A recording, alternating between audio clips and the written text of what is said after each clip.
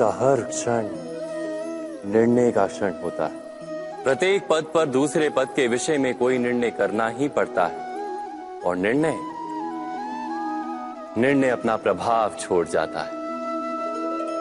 आज किए गए निर्णय भविष्य में सुख अथवा दुख निर्मित करते हैं, ना केवल अपने लिए, अपने परिवार के लिए भी, आने वाली पीढ़ियों के लिए भी।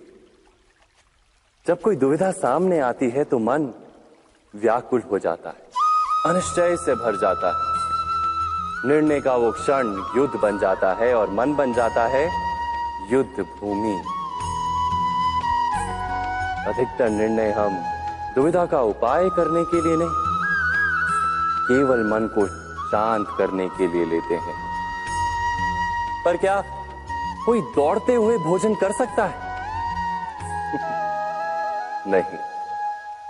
तो क्या युद्ध से जूझता हुआ मन कोई योग्य निर्णय ले पाएगा?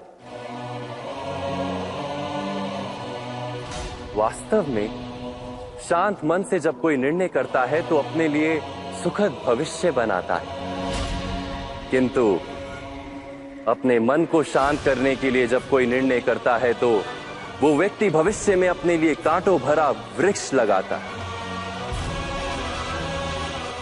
स्वयं विचार कीजिएगा।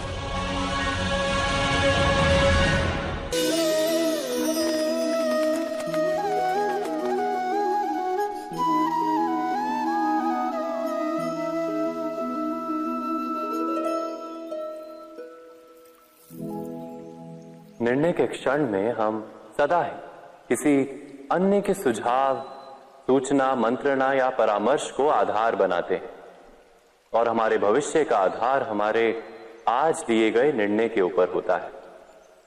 तो क्या हमारा भविष्य किसी अन्य के परामर्श, किसी अन्य के सुझाव का फल है?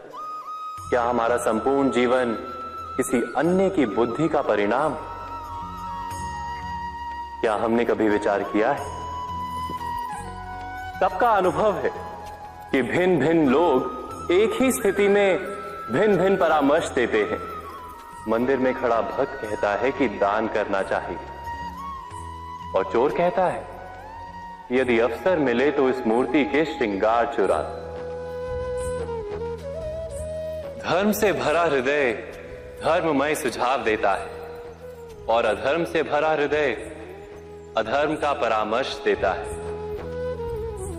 धर्ममय सुझाव का स्वीकार ही मनुष्य को सुख की ओर ले जाता है, किंतु ऐसे परामर्श का स्वीकार करना तभी संभव होता है जब हृदय में धर्म हो।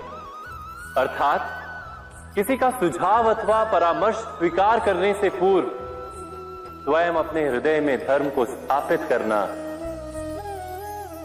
क्या आवश्यक नहीं? स्वयं विचार कीजिए।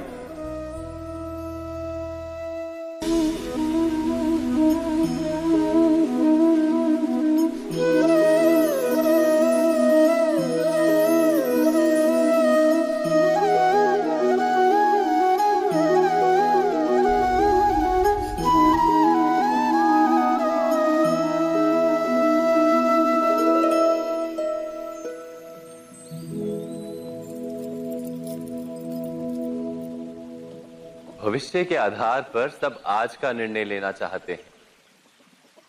भविष्य में सुख मिले, भविष्य सुरक्षित हो, ऐसे निर्णय आज लेने का प्रयत्न रहता है सबका।